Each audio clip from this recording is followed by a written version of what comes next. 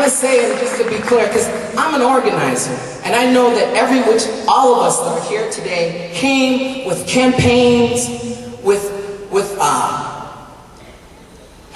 leaflets and pamphlets and everything to promote the work that we're doing back home.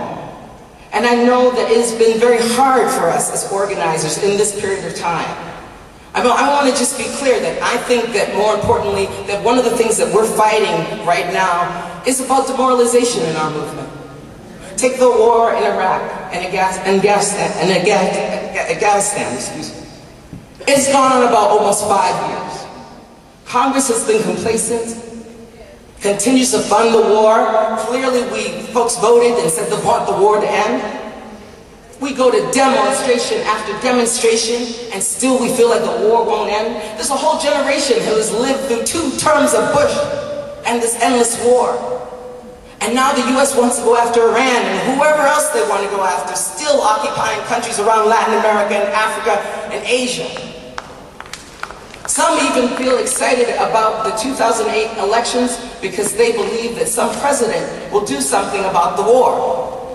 At the same time, nothing in history has ever shown that a US presidential election has ever done anything about war or any of the social gains we have. What has been shown that everything we've won, including the right to vote itself, has been based on us, mass, in the streets, fighting. Just to be clear, this month, in September is coming up. Every anti-war group has put out a demonstration coming up for September, or in the Bay Area. And I hope that all of us will think about where we can be this September to stop this war. Because we know that every single raid that we experience as immigrants, every loss of job, every social program, every anti-LGBT attack is a product of this capitalist system that needs to continue not on imperialist war, but trying to re-colonialize the rest of the world.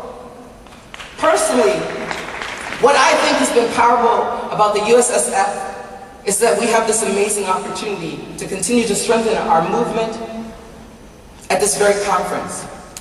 It's about building more solidarity with each other. It's about the consensus that I think is true, and many people will say this, that we actually want to see a stronger left in this country, that we want to unite across our differences. And I think the key to solidarity, really truthfully, is just, like y'all are in this room, we came to this conference, it's about showing up. It's just real simple. We can talk about coalition building, we can talk about, there's lots and lots to it, but when we just in a nutshell, you just show up. You bring your banner, you endorse something, you sign on to the petition, you just show up. 2 nights ago, 2 trans women were almost arrested by the Atlanta police. They're organizers from New York City. All they did was go into a store and try and purchase something. And just because they were trans, the police were called. Now again, if the call went out, and around here at the USSF, I know that there are folks here that don't know what transgender means. Maybe this is the first time people have even seen transgender people.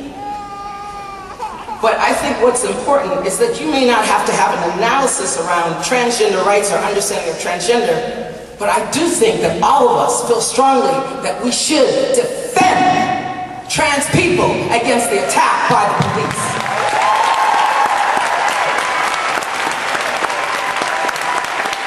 I may be a transgender man of color, I may be passionate about the Jersey 4, but I want to make it clear today, and I hope others will say the same, that I am in solidarity with every single struggle and fight that people have here that are represented in this auditorium.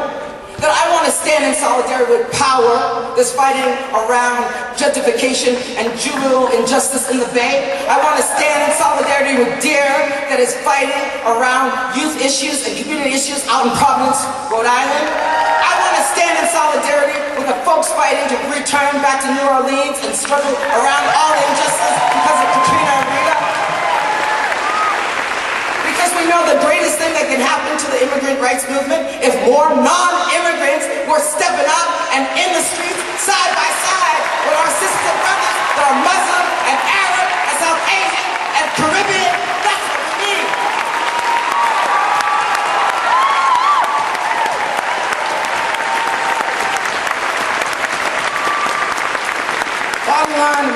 rise up. I'm down with the slogans about, the next world is possible. But, truthfully, and we forgetting, I'm glad that people have been saying this. I mean, I know that we get tired sometimes about the fighting, about the day-to-day violence that we're dealing with in our communities. I hope that we continue to hold on to the fact that we're really fighting to be free. We're fighting for our liberation. I think, it's possible. It is possible, but the most important thing I really want to see in this country is a revolution.